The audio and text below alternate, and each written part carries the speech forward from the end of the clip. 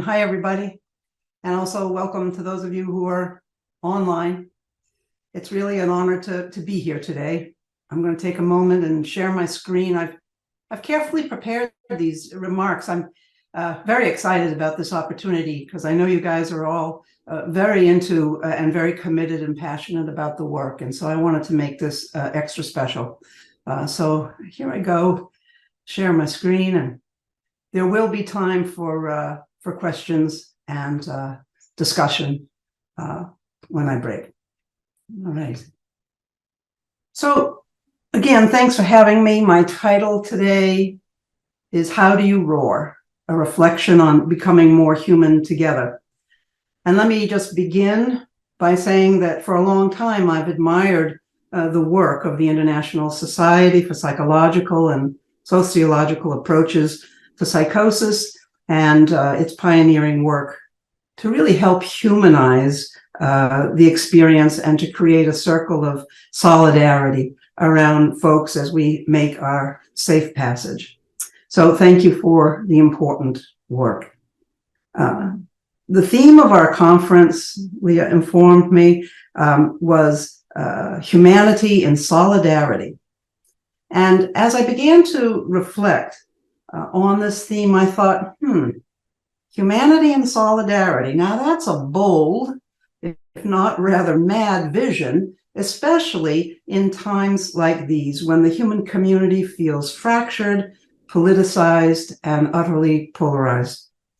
And then I remembered that sometimes for a brief moment, we achieve something like human solidarity when catastrophic events occur, things like earthquakes and fire and hurricane. And in these moments, sometimes the human community responds with enormous generosity. We're stirred by the anguish of the people who are suffering, as if we can see ourselves and our loved ones in the faces of the survivors. And compassion itself arcs like a bridge, and it spans across all that divides us. And the wider human community encircles the loss and the anguish and embraces it and holds it. For me, the image is a circle. The human community forming a circle around the survivors, a circle that's stronger and more resilient than any individual, a human community forming a circle that holds the survivors and absorbs the tragedy, a human community in a circle of compassion that lifts higher than any floodwaters can reach.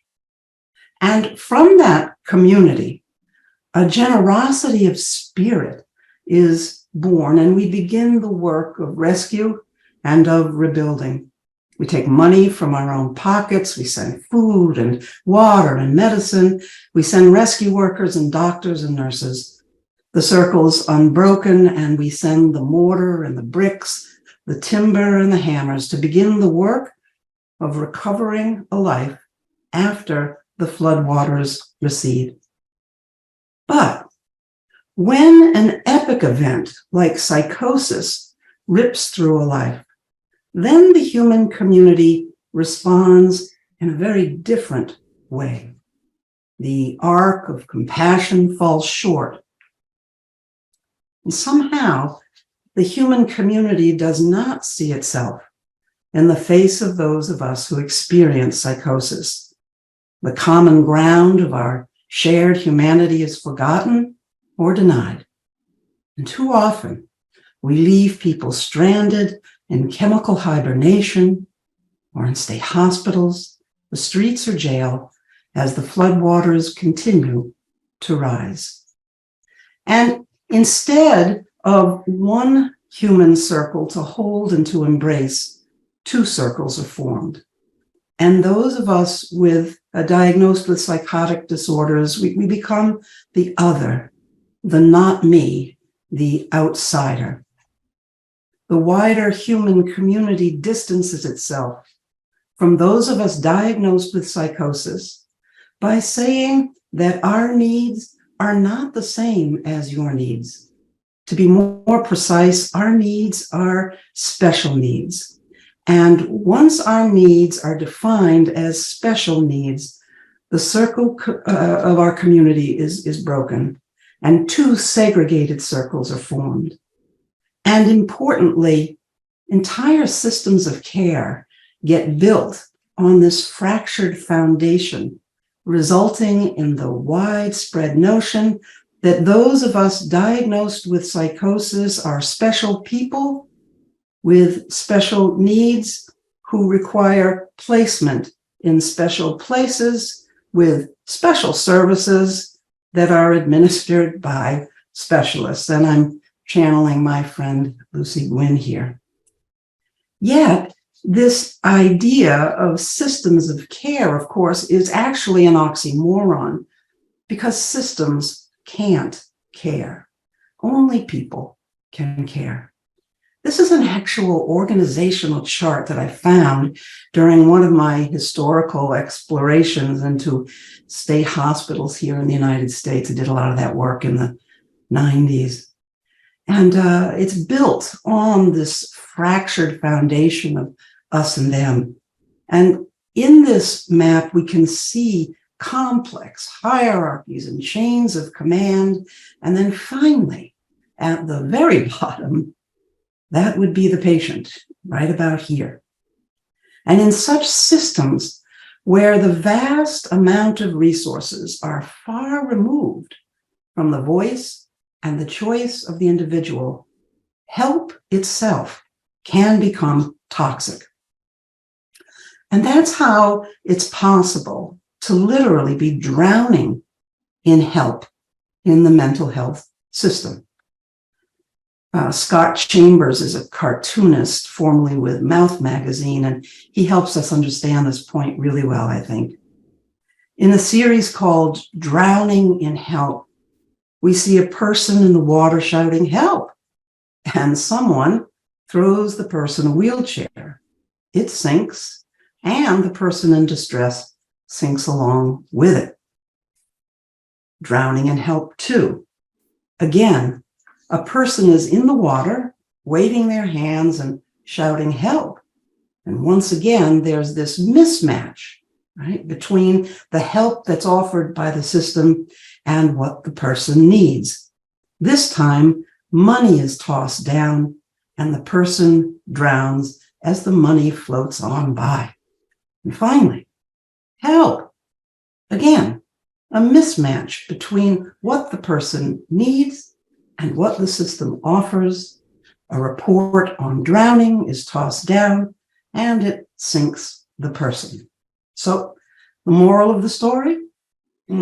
Perhaps there are too many reports on drowning and not enough life preservers. Help should not hurt. And in fact, help that hurts is actually toxic help. And it was into just such a system that I was admitted when I experienced my first episode of psychosis at the age of 17.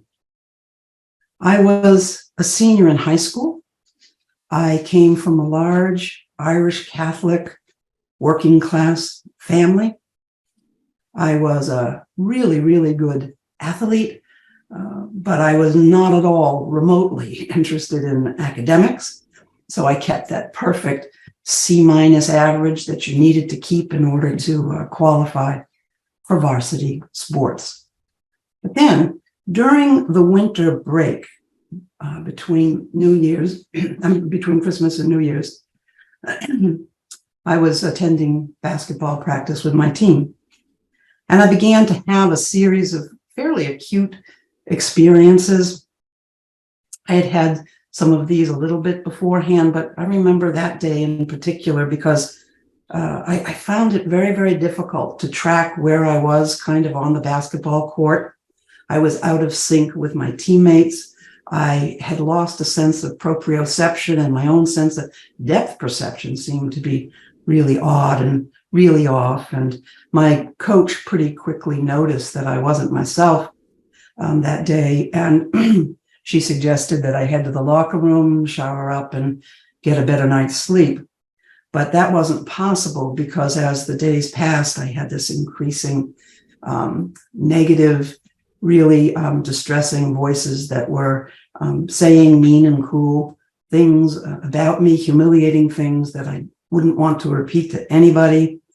I became really concerned that people weren't who maybe they appeared to be, or that something not good was going on all around me. And I began wondering, how did human teeth get replaced by flat-headed screwdrivers? And I began to barricade myself in rooms and frightening my younger brothers and sisters, and eventually was scaring a lot of people. And it was a very difficult time for me. And not surprisingly, in time, I was admitted to a psychiatric hospital. And after admission, I was very briefly interviewed in front of a full room of psychiatry residents at clinical rounds. And then I was given antipsychotic medications for the first time. And the next thing I knew, 3 days had passed. And that's when I woke in a bed in a room in a psychiatric hospital. And I'll never forget that experience of awakening when medicated on an antipsychotic for the first time. And it left such an impression on me that I wrote about it a few years later. So I want to share with you what I wrote those many, many years ago about what it was like for me to wake up for the first time on an antipsychotic drug. I wrote, "For 3 days, I have laid pasted to this hospital bed in a drugged and dreamless sleep. I am some Christ, broken and laid into a therapeutic exhaustion where dreams do not speak of resurrection. Small rivers of spittle leak and string onto my chest, and my arms are too drugged and stiff to reach up and wipe off the shame of it. A tear of what is left of me crawls down my face and genuflects into the humiliation of it all. Once my body could move with grace and youth, but now some old woman has crawled into these bones, and they are nothing more than arthritic crutches propping me up on a bed that is not mine." So this was my experience of waking up for the first time on an antipsychotic medication. And the point that I want to make is that I was completely surrounded by help, but was also completely alone in this experience. I was alone because there was that mismatch I've been talking about. I was alone because the nurses kept telling me the meds were good for me and would help me return to normal. And my parents were visibly relieved that I was on medicine.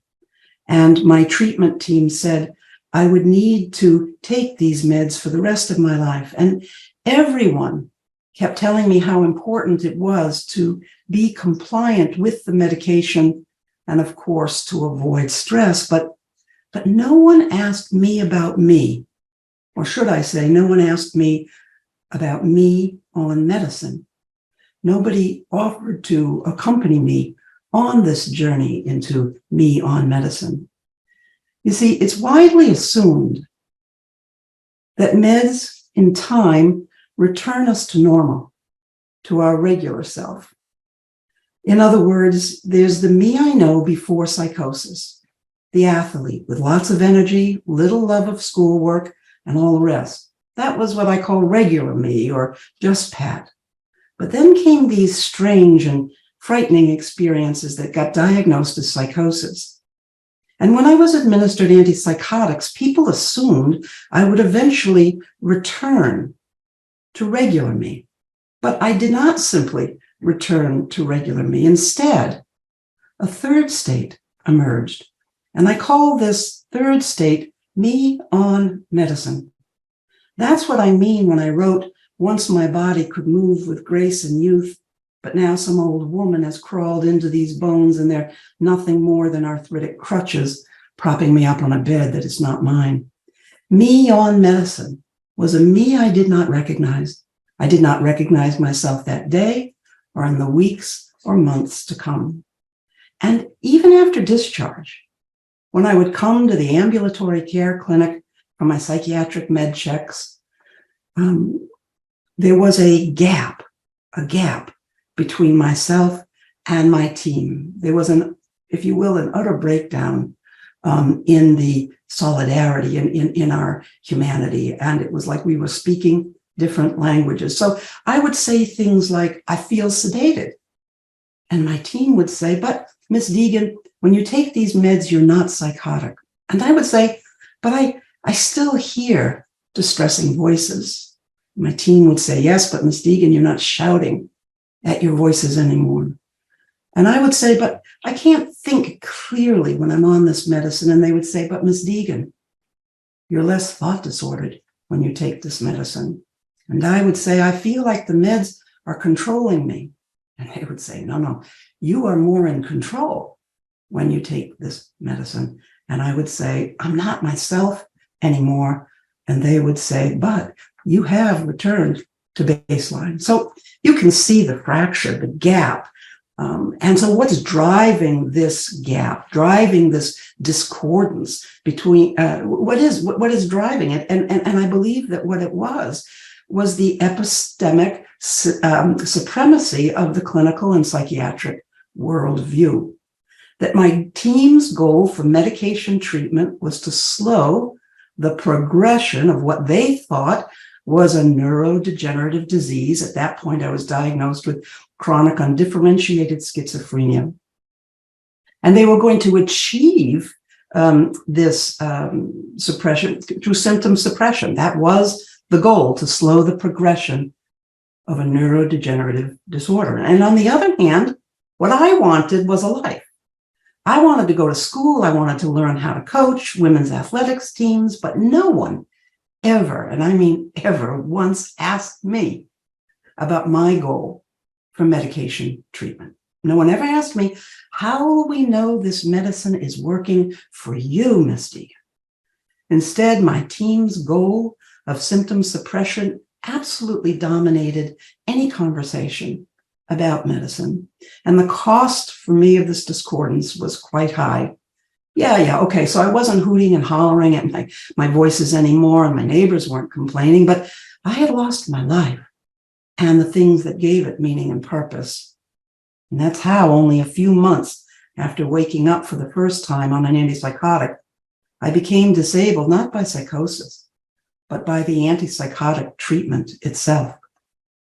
And as the months rolled on, I began to hear rumblings and rumors and about these amazing alternatives to traditional mental health services that did not rely on antipsychotics as the mainstay of treatment for psychosis. There was, of course, Artie Lang, Mary Barnes, Kingsley Hall in London. There was Laura Mosher and Soteria House, John Ware Perry, and Diabasis House. And in these residential programs, they weren't like just snowing people on antipsychotic meds, but rather they viewed psychosis as a kind of passage, a metanoic journey, if you will. And they felt that it could be navigated and resolved with the right kind of support. This was extraordinary ideas, right? But here's the issue. I couldn't get in. I didn't have the money, that's for sure, but equally as important, these approaches really don't scale up. At most, 10 people at a time could get into these wonderful, extraordinary programs. But for folks like me, and for the vast majority of other people diagnosed with psychosis, there was no hope of getting in. Kingsley Hall was not coming to my neighborhood anytime soon. And so I felt caught between a rock and a hard place. When I was on meds, I could stay out of the hospital, and that was good. But when I was on meds, I couldn't really live, and that, of course, was awful. And to me, it seemed that our movement was polarized. A lot of people were saying, come on, get off meds, right? Just get off meds. And they were really good at highlighting the dangers of using them. And then it always seemed that there was another group of folks who were saying that meds are necessary and they're a good thing, right? However, many of us, I think, felt caught right in the middle. We fell through the cracks because we didn't have any tools that one might need in order to walk a more middle path, right? A middle path through the polarization.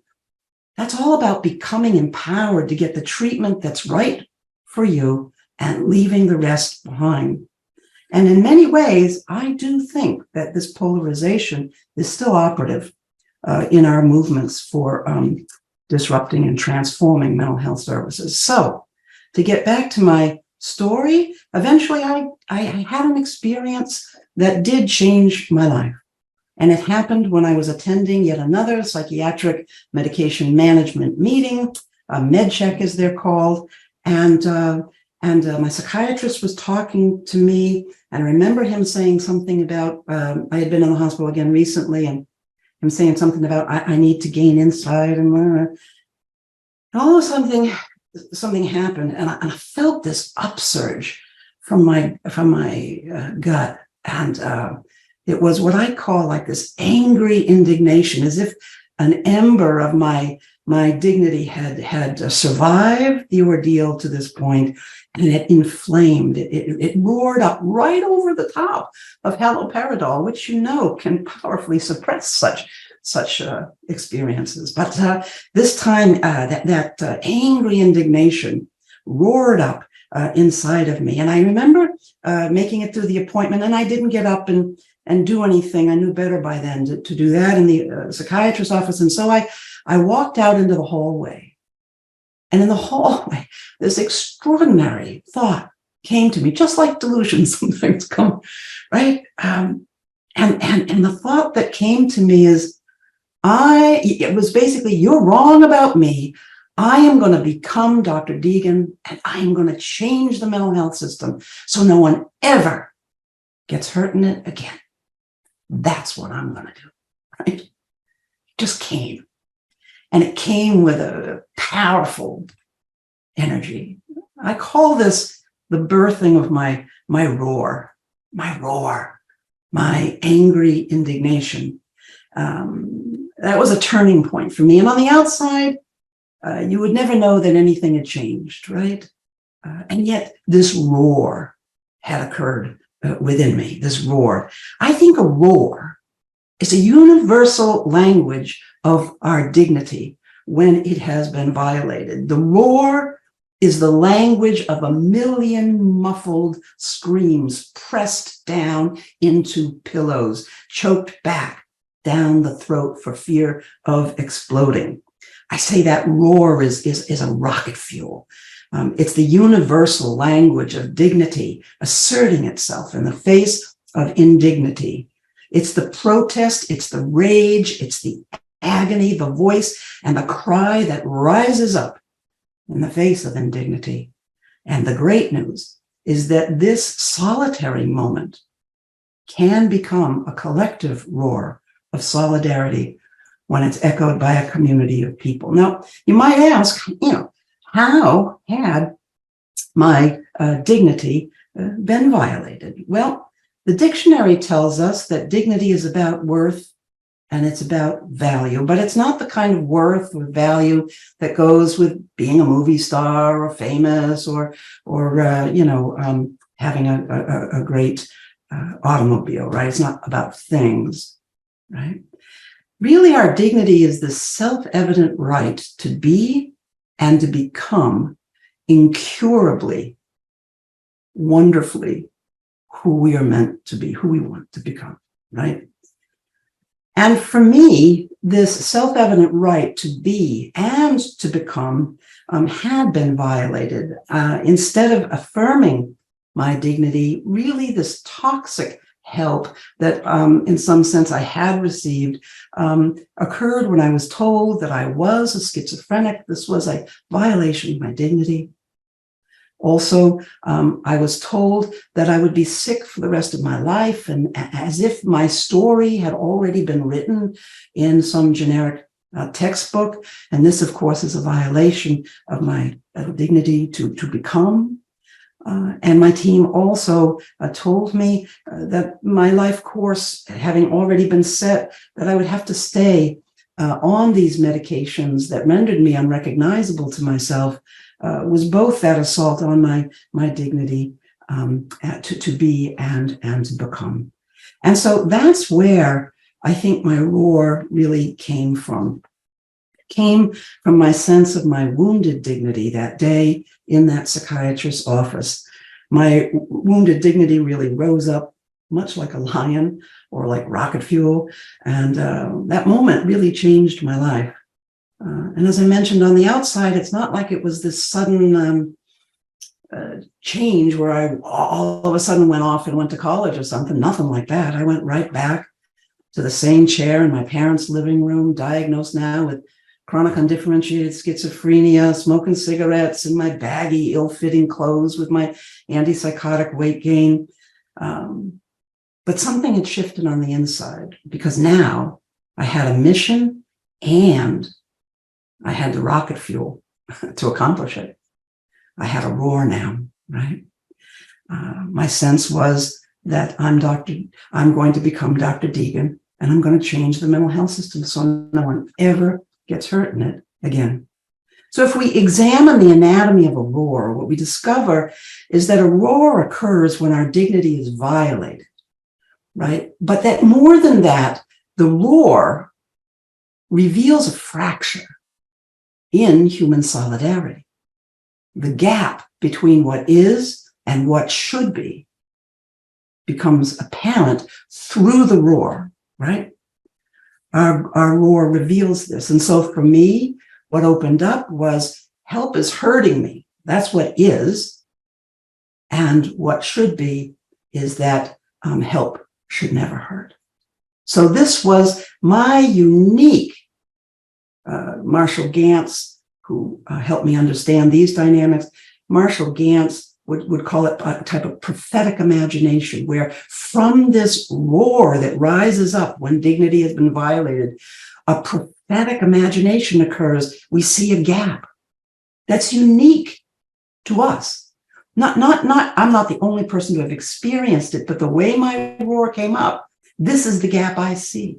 And I believe that each of you in the room here today also has a roar, or you wouldn't be here. You wouldn't be here. You have a roar too.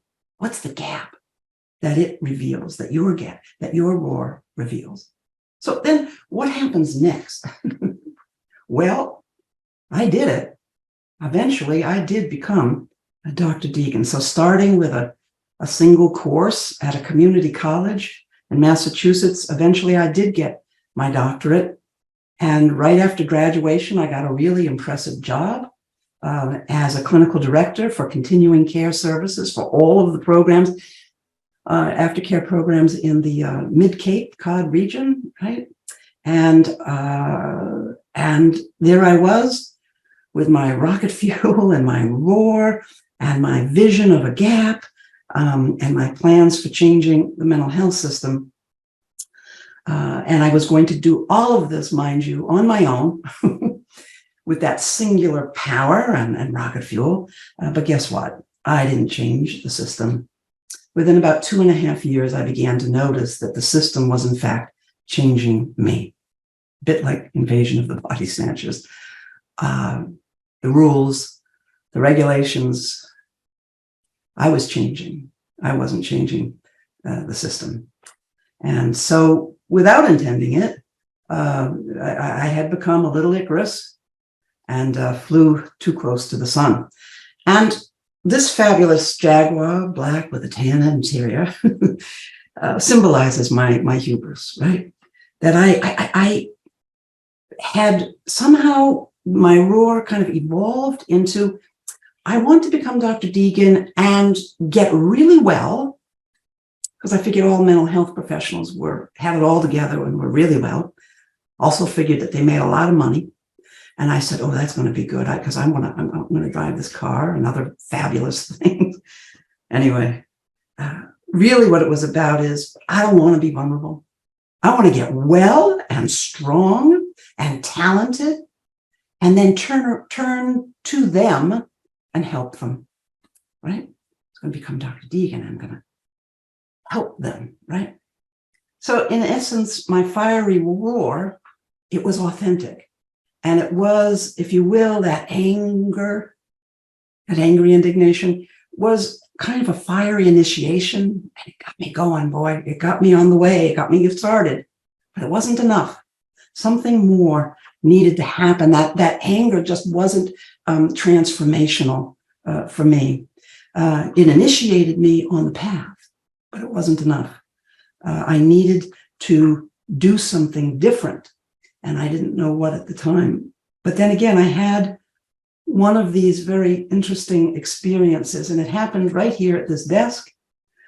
For those of you who may not remember, this was an Epson QX10 computer with a dot matrix printer, and I had been asked, after about two and a half years of working as a clinical director, to give a talk to the religious community in the Boston area about mental illness. And so I sat down to start writing it. It'd be one of the first talks I ever gave. And I kept starting the paper. And I remember going 3 nights in a row after work back to the office to try to write the damn thing. The mentally ill, blah, blah, blah, blah, blah. And I'd sit there for hours. The mentally ill, blah, blah, blah, blah, blah.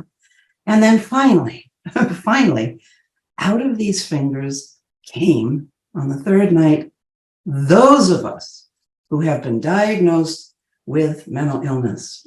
That I'm not coming to you as some sort of gifted healer who will heal them, but in fact, I am of you. I am with you. I am your people. You are my people.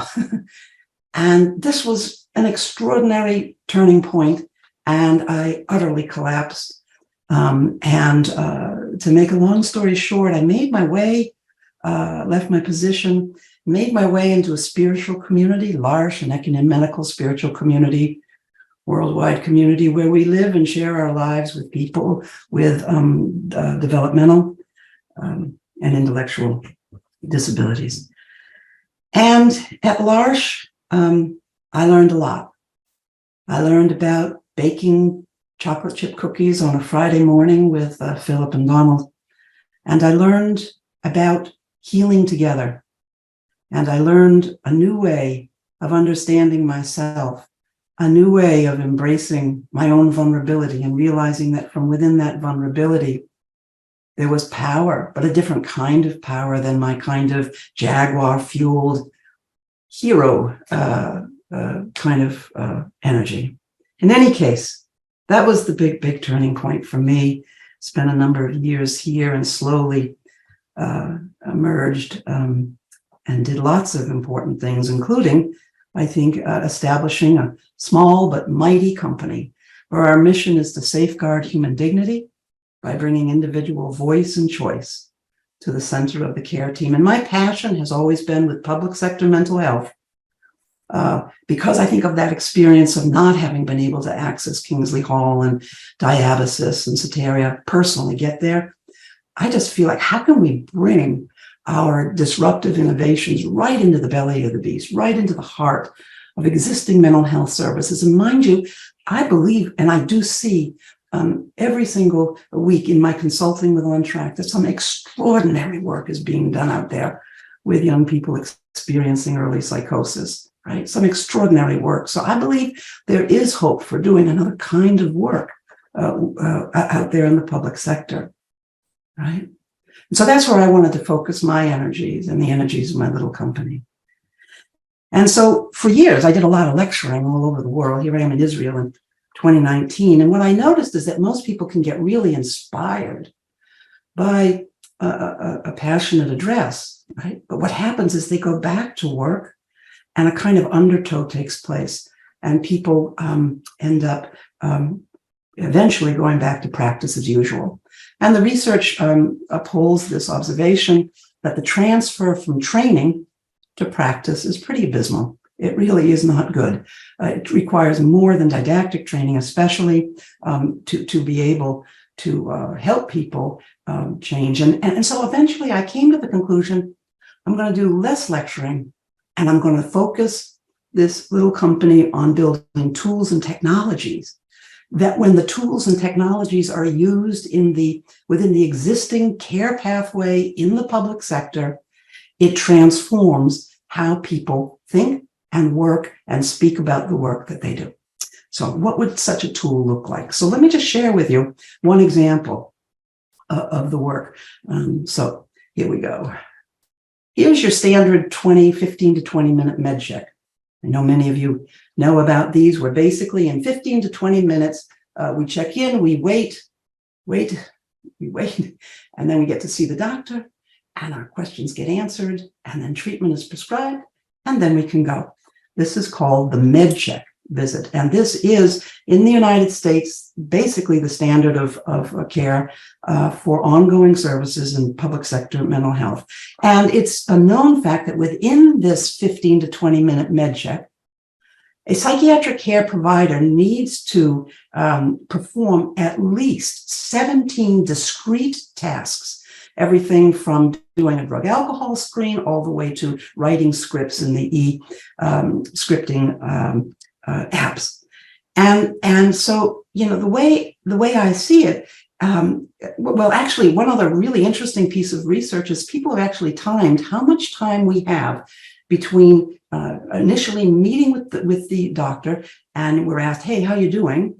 We've got literally 18 seconds before the psychiatric care provider begins interrupting, okay, with their agenda, because they are pressed with 17 discrete tasks within that 15 to 20 minute check.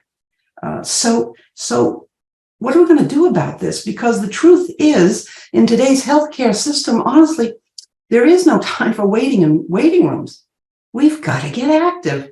We've got to get prepared to participate in shared decision-making so we can find the treatment that's right for us. And so I became interested in the question, okay, how can we harness the human potential in the waiting area, right, to disrupt and then transform the classic med check?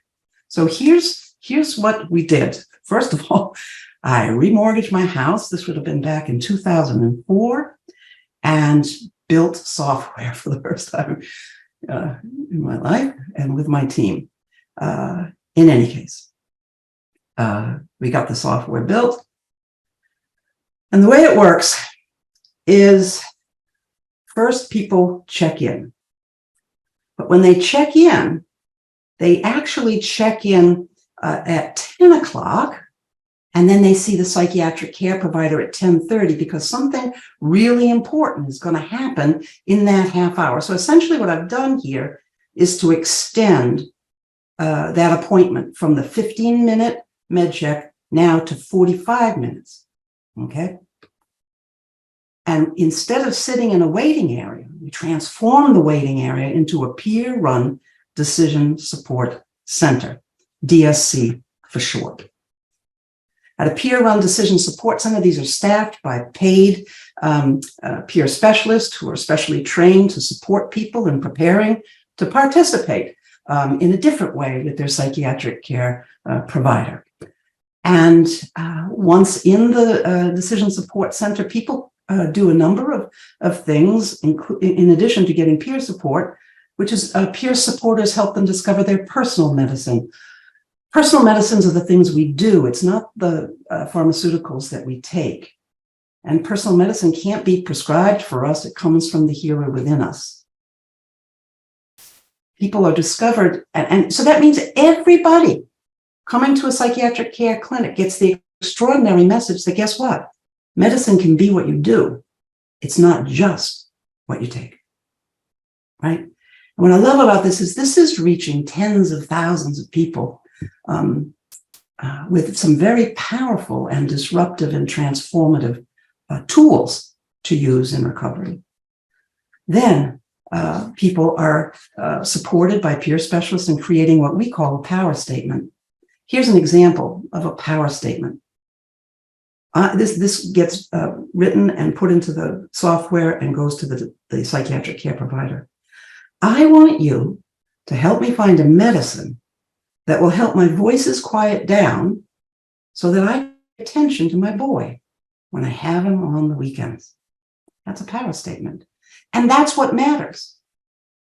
A power statement essentially connects the care team's plan, which usually revolves around symptom suppression, with ultimately what matters, which is the individual's goal for using medicine. And so I don't care if you've been able to get discharged from the hospital and are sitting in a single room occupancy and in chemical hibernation on some god awful cocktail of drugs. It's not enough. What matters is the N of one. What matters is that this gentleman is able to be awake, alert, and attentive with his toddler on the weekends when he is parenting. That's powerful. Okay, so power statements go into the psychiatric care providers, and these scale up, and I'll show you that in a minute, just how powerfully these things scale. Then another thing that peer specialists do in these decision support centers is provide decision support. So the software contains an entire online library within the software, and people can access information that they may be interested in. So we create all of this content, and people, for instance, can ask, what does it look like to be over-medicated? How can I tell? And they're able to access information right away about that. So decision support occurs. And finally, people use the software to create a health report. A health report looks like this, and it includes my power statement. It includes my personal medicine, and it says whether or not I've been using my personal medicine since the last appointment. I get to tell my psychiatric care provider how I'm doing since the last appointment, what my concerns are, what my health concerns about the meds might be, etc.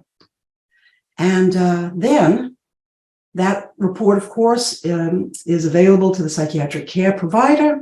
We review the health report together. We arrive at a shared decision about the next steps in treatment. And then that shared decision says something about how I'm going to help myself between now and my next appointment, and the rest of my team, my case manager, my therapist, my peer specialist can all see my health report. And so let's just take a look at what it looks like on the ground.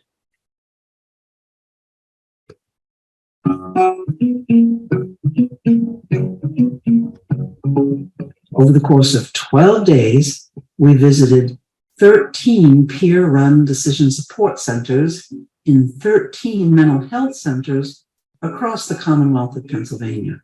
We drove over 1,008 miles on our journey. We traversed the state from remote rural areas through beautiful farmlands and Amish country, up winding roads into the Pocono and Allegheny Mountains. I learned that CommonGround is so much more than software. It's an entire program that promotes and integrates team-based care. No silos. Team-based care means no silos. CommonGround makes the voice and choice of the individual the epicenter around which all care efforts are coordinated. Of course, I also met remarkable, inspiring, heroic, innovative peer specialists. Peer specialists rock. They are the real disruptive innovators. They disrupt the myth of chronicity because they're living in recovery and share their lived experience with folks coming to the Decision Support Center, which, by the way, is pretty much everyone coming for services. And that means that nearly everyone coming for services gets to hear the good news that recovery is real. They are reaching tens of thousands of peers with the disruptive know-how to support healing, self-discovery, and recovery. I learned so much from you guys. Thank you. We sure were busy, and we got pretty tired during our 12-day road trip. But it was a once-in-a-lifetime experience that I'll never forget. I also personally want to thank each of you for opening up your hearts and your doors for us to visit and learn from you. Together, we are changing the world so that more people can recover after a diagnosis of mental illness. Thanks for all you do.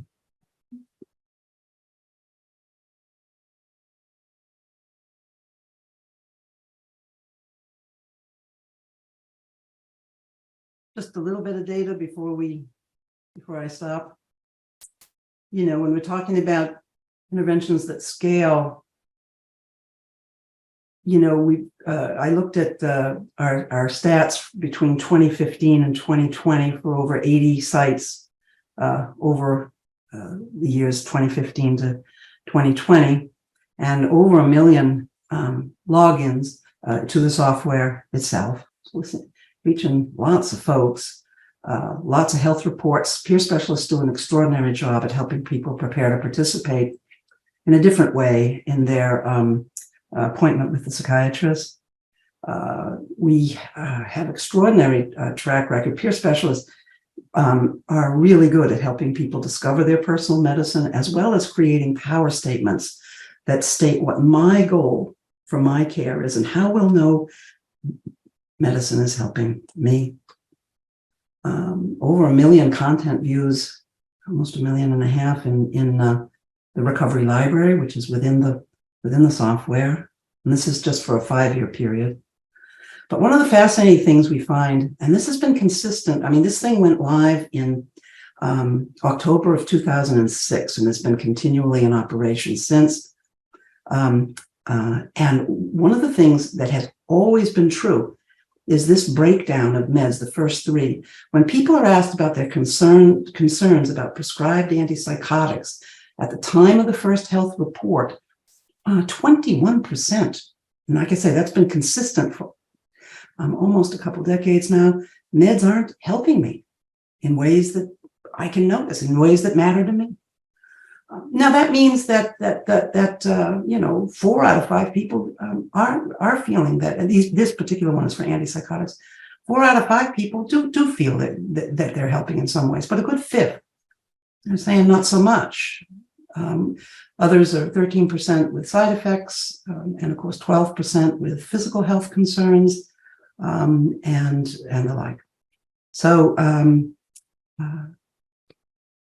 I just want to mention before I stop here is that I've taken the insights that we've gained over the years now with the CommonGround software and begun to distill them into a new approach that is not dependent on software, that actually becomes part of a new project that we call medication empowerment. And just to give you a quick video overview of what that's all about, here you go. I feel over-medicated, like I'm on too much medicine. I'm not motivated to take these meds. The meds have changed me in ways I don't like. These meds aren't working. I like to get high rather than take meds. I'm concerned about how meds are affecting my health. These are some of the challenges on the journey to use psychiatric medication optimally to support recovery. Medication empowerment is a guided intervention that helps clinical teams and peer supporters identify and support folks through these challenges. Medication empowerment helps folks have a voice and a choice in finding the treatment that is right for them. So in closing, I'm just going to ask, how do you roar? How do you roar? How has your dignity been affirmed? And how has it been wounded? What's the fracture in human solidarity that you see in our approach working with people diagnosed with psychosis? And what's your vision of how to close the gap between what is and what should be? And then ultimately, how are we going to get to the vulnerability beneath the anger so that we can become more human together? So I'd like to open it up and hear from you guys. Thank you.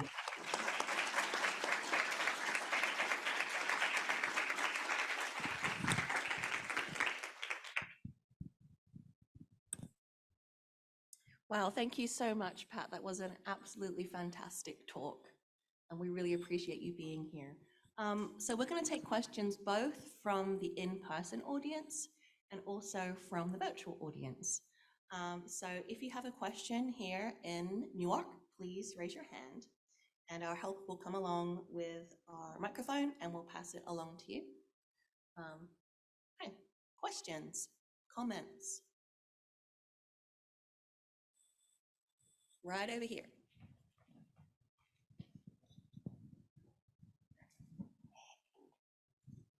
Hello, my name's Michaela. It's nice to meet you, Pat. I've been a longtime fan since my early years of young adulthood when I myself found my way into the mental health system.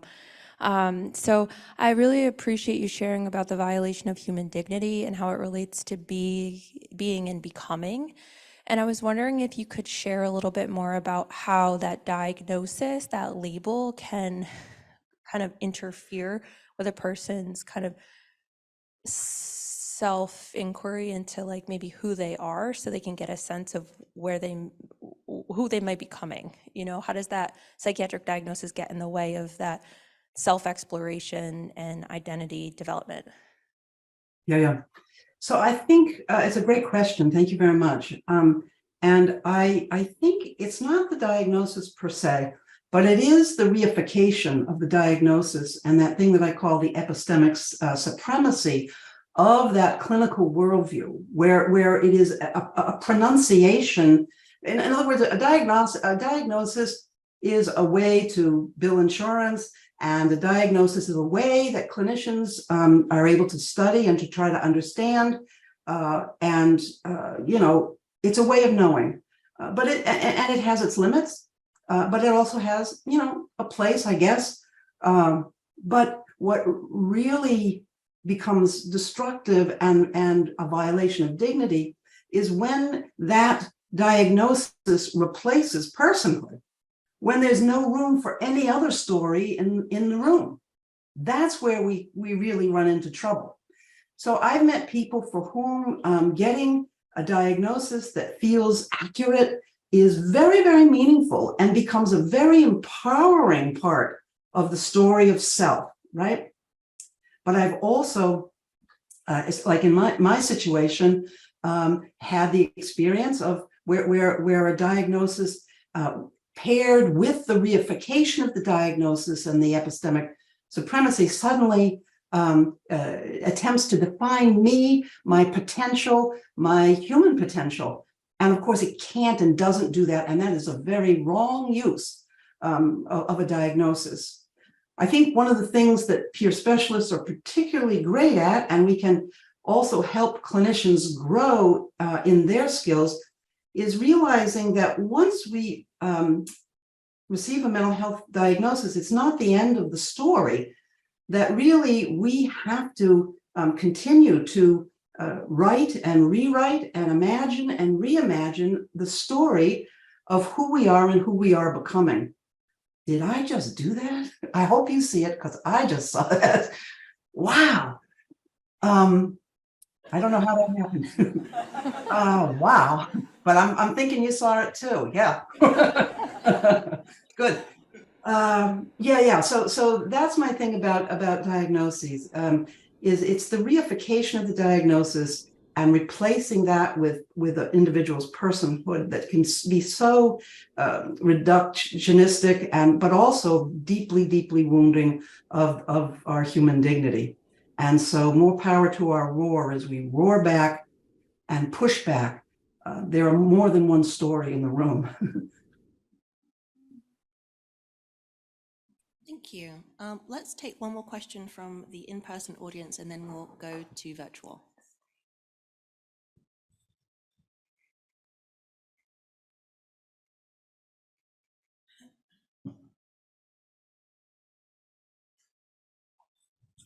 Hi, Pat. Al Galves here. Hi. How you doing? There's evidence that people who recover have stopped taking their meds, have withdrawn from their medication. So to what extent is that happening? To what extent is there a desire or a movement to help people actually withdraw from the drugs? Yeah, I'm waiting for that. I mean, I think that there are some important beginnings, certainly with harm reduction approaches, with online forums from withdrawing from medications. It's as you know, Al, a super tricky process for many, not for all, but for many.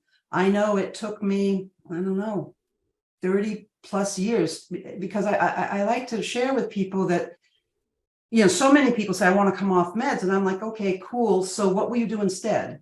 Because it's not like if I just throw the meds away, then what is challenging for me or what's distressing for me goes away too. So what will you do instead? And I think that becomes a really important question, finding the supports we need to be able to make that journey. It's a doable journey. I've been known to say it's, as we say in Massachusetts, wicked easy to come off meds. You just throw them away. What's hard is going off meds and staying well. That's the hard part. And certainly there are plenty of people who do it. I'm one of them. Eventually, it took me way long time to come off, but I eventually did. And so I don't, the prescription of antipsychotics is doing nothing but going up, up, up, up, up. I mean, it came up during the pandemic and it's not going back down. I mean, the sales of these drugs is just extraordinary. And they do, sometimes they really, really help. And I think we've all seen that. And sometimes they can do terrible harm. So I don't know. I don't know what it's going to take to set up actual centers, places where people can get the kind of intensive support that's required to be able to come off. I mean, and make that scale. I guess a big part of my talk today is in our community, let's also talk about technology and tools and things that we can build that reach a certain scale of hundreds of thousands of people, not just the select few. That's really part of my message today. Thank you so much, Pat. We're going to take a question from the virtual audience now. I want to just let our virtual audience know that if you want to ask a question to Pat, please put it in the Q&A box. Don't put it in the chat. We want everybody to use chat to reflect and connect. Put your questions for our panelists and for our keynote speakers in the Q&A box. Thank you. So we have a question from Eden Alexander. How has your continued journey with mental health affected your work? I feel extraordinarily blessed to have met a community organizer, ex-patient herself, Deborah Anderson, who is my life partner, while I was nearing my end of my time in that spiritual community, L'Arche. She was helping to organize the first statewide organization for people labeled with mental illness here in Massachusetts. And I was recruited as first president of the board. And wow, I didn't do any of this alone. I'm very fortunate to have a strong and mighty partner that I am incredibly in love with. And that's been central to my life and the joy in my life. And so that's been big. And, for me, it's not like it's all in the distant past. It's not like I don't have my days, because I think we all do. I really do. I think I know enough now about how to get the support that I need at the times that I need it, that I don't fully crash and burn the way I did at one time. And like everybody, I'm working it the best I can. But a huge part for me has been, the people I work with at Pat Deegan Associates every day. We live on Zoom practically. And I don't know, I love my work. My work keeps me really focused and really able to direct my passion. And I also just want to share with you, we ended up raising a little girl too. I never thought I'd be a parent. And yet we adopted a little one named Cheyenne, who's now 26. And yeah, it's just been a wild ride. Beautiful. That's so beautiful. Let's take one more from the virtual audience before we come back to take a couple from our in-person audience. So we have a question from Ethan Bach. What are your experiences with people who have had episodes of psychosis being weaned off their medications? I'm in the middle of that now with the help of my therapist and psychiatrist. Well, first of all, Ethan, you're so lucky to have the support of your psychiatrist and your therapist in that journey. I think that when we can access that is a very powerful way to do it. I can just speak from my own experience and know that being willing to slow down and not rush it was a huge consideration for me. Learning to say, okay, if I need to spend 9 months at this plateau of some reduced milligrams of this or that, then so be it. Also the whole, I mean, this is all common wisdom for coming off, you know, you start with one medication and then slowly work your way through the others, and being patient with the process. So always saying, so now I'm sort of bringing the dosage down to here, and it's okay to plateau here. I don't have to be impatient and rush forward. I did that a bunch of times too, and crashed and burned and ended up back at the hospital. So for me, it's about pacing, trying to keep other things in my life as steady as possible while going through the reduction. And it's, like I say, not just support from professionals, but also, for instance, tolerance of spouses and partners and the rest, that things can get rough. And yeah, we've got to get the support at home too. Thank you. Let's open things up to our in-person audience again.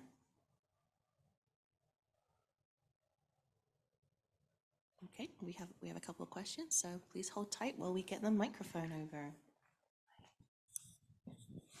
Hi, Pat. I'm a psychiatrist, and I applaud your work. I wish it expanded to a scale. I'm in New Jersey. We don't have decision support centers, but the way it's designed would be absolutely wonderful. So I suspect you probably hear this, I hope you do, from other psychiatrists about your work, because it really does look great, especially your focus on dignity. And I will end with, I have refused to do 20-minute med checks all of my career. How did that go? How did that go? I do half hours, and I have to use the extra time to do what happens in your decision support center. And I've just had to tell my bosses, don't book me for 20-minute med checks if you want me. So I've been successful to be able to do that. And I think that 10 minutes makes a huge difference. Huge. And you know, I'm so happy for the people working with you that they get the full half hour, because it does make a difference. Yeah. Yeah. Thank you. And by the way, we did have Common Ground being used a while back because the Center for Medicaid Services freed up some dollars to incentivize shared decision-making, and a health system in New Jersey did pick it up for about 5 years, and did very well. So, and then Medicaid cut that initiative back, and the money wasn't there. So.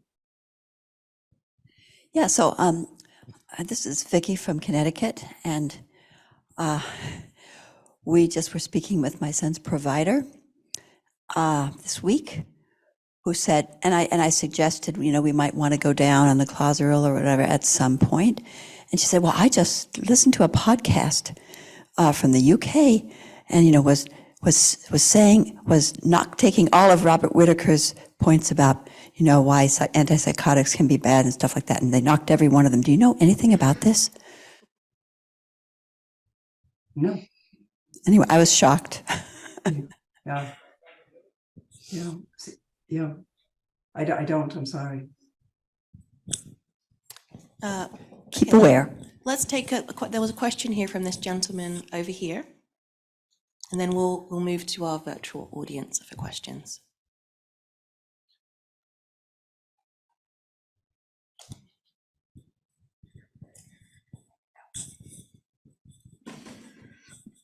Hi, Pat. Michael Garrett. I'm a psychiatrist, and I probably won't get through this without choking up. But when I was a young psychiatrist, I went to one of your voice hearing simulations. It wasn't you that was running it, but a young woman. And I was captivated by how powerful the voice hearing experience was. Now I'm choking up. I was even more moved by the bravery of the woman who was presenting, teaching us, because she couldn't stay in the room while she was doing the simulation. She set it up for us, but her bravery and fragility. And this is ridiculous. All right, now I'm going to get control. Anyway, it was very moving, very moving. I teach young psychiatrists, and I want to let everyone know that when young doctors are properly taught and encouraged, they're eager to have 45 minutes and more. So we have to teach young psychiatrists how to listen and what to do in those conversations with patients. So there's a real resource, I think, not so much in the older community of psychiatrists, except the enlightened that are here at this meeting, but to teach young people who don't have a jaded approach. And in my teaching of residents, residents often say that learning about the personhood of the patient they're working with improves their dignity, their feeling of worth as a caretaker. So thank you for your work. Yeah, what a beautiful comment. Thank you very much. Yeah, it's so true. I in my work with OnTrackNY, meet with probably, I don't know, 30 at different intervals, 30 psychiatric care providers on the different teams around the state. And we get a lot of young folks, residents coming in, and one of the things that strikes me is very often in that sort of automated med check, 15 to 20 minute person after person, 4 people an hour, blah, blah, blah, it not only just radically reduces what it is that most psychiatrists get trained to do in the first place, it just narrows it to almost like being a Pez dispenser. But it also creates kind of a loneliness, an isolation among psychiatric care providers, and that working within a team structure, I think is, I keep hearing from residents how powerful that is, that getting to see people diagnosed with early psychosis going to work is mind-blowing, because many have been trained to not even hold that as a possibility. And yet there are supported employment and education specialists on the teams who are supporting young people and getting back to work. 60, 70% of young people within the first year of being in these early programs are returning to work in school. And it's just the psychiatrists almost come alive, like, oh my gosh, I never knew this. And they really enjoy being a part of a team and not having sort of that isolated experience that I think too often occurs out there in the quota system of 4 people an hour, etc. So yeah, thank you. Yep. Yeah.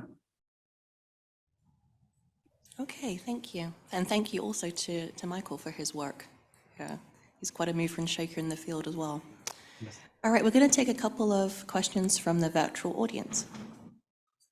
We have a question from Rebecca. Dr. Deegan, do you look at whether attitudes and approaches of prescribers in Pennsylvania have shifted? Well, you know, that kind of thing is hard to measure. And it's not like I've got big research bucks backing me up or anything like that. No federal dollars here. This is all bootstrapped, if you will. That said, generally speaking, what I find, let me be clear, if I had CommonGround to do over again, I would do it extremely different. I mean, we didn't even have, we had flip phone cell phones back in the early 2000s, right? So yeah, where's the app for CommonGround? It doesn't exist at this point. So yeah, I think about a third of psychiatrists really enjoy CommonGround. I shouldn't say psychiatrists, psychiatric care providers, really enjoy the CommonGround software and deeply appreciate the work at decision support centers, so much so that they are even referring people back to decision support centers after the meeting so that people can spend a little bit more time finding out where that AA meeting in town is, or finding out this information that they're needing. About a third, I would say, are just sort of, okay, I can do this. But typically that group has a concern, which is that the software is freestanding. It's web-based freestanding software. If I had it over to do over again, it would be in the Epic electronic health system, or built right in, because there's this whole thing about clicking outside of the EHR. That's very problematic for the workflow for these folks. So about a third are like, okay, I'll use it, but not really that robustly. And a third are like, I'm not doing this. I am, and as one psychiatrist told me, I do not want my patients knowing about these side effects, period. I said, can you spell malpractice? Informed consent. I mean, but it really is amazing. It's rarely neutral when it comes to using CommonGround. That said, there are champions out there in the public sector mental health system that continue to make CommonGround available, in the peer-run decision support center available to people. It made a huge difference during the pandemic to keep people connected. We did it all using telehealth and remotely. So there definitely are some upsides to it. Is it perfect? No. Would I love it if all psychiatrists and psychiatric care providers loved it? Well, the truth is they don't all love it. Some are quite insulted, and others have said to me, I get to practice psychiatry again, the way I was trained. So. Okay, wonderful. We're going to take one more question from the virtual audience. I'm afraid that's all we will have time for. You said one more from the One more from the virtual audience. Okay. So we have a question from an attendee. What can be done to improve mental health facilities across the U.S.? I'm just starting a nonprofit whose mission it is to better fund them, but I'm wondering what they need the most. Oh boy. So, yeah. Now, of course, I think immediately, I think public sector services, right? Government funded public sector services.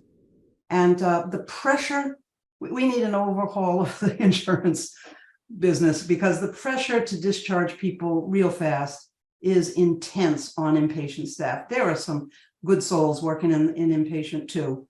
And they put up against unbelievably difficult odds. But the pressure to discharge people in 10 days is so intense. And so what happens is the level of polypharmacy and over-medication and improper cross-tapering and, it all, and people come out and they can't stay on that amount of medicine and possibly live or function. And so many people then, end up going back in, which reinforces the clinician's illusions that these people never get well, they don't recover. So anything that could be done that would allow more thoughtful practice in an inpatient setting, respites, hospital diversions really work. Stay out if you can, and build up the peer support workforce within, but also build up the peer support workforce in helping to transition people out, providing the linkage between inpatient and support in the community. That becomes really important, and there are great examples of that out in the community. So good luck. I mean, that sounds exciting. We're trying to get medication empowerment, which are those animated videos, and which are great for group work. And each video comes with a worksheet or a series of them that allow you to apply what you've just learned to your own life. And we're about to launch and try to get them we're going to pilot them in 4 psychiatric inpatient units in state facilities in New York State. It's also going to be picked up by all of the early psychosis teams in California, the medical teams there. So we're going to start getting some data on whether actually working with people around these challenges actually helps. And that's not going to cost a whole lot of money, I don't think. But Well, Pat, we can't thank you enough for being part of this year's conference and lending your voice, not only here, but across the mental health system for all these years. Let's give a big round of applause to Pat. Thank you, everybody.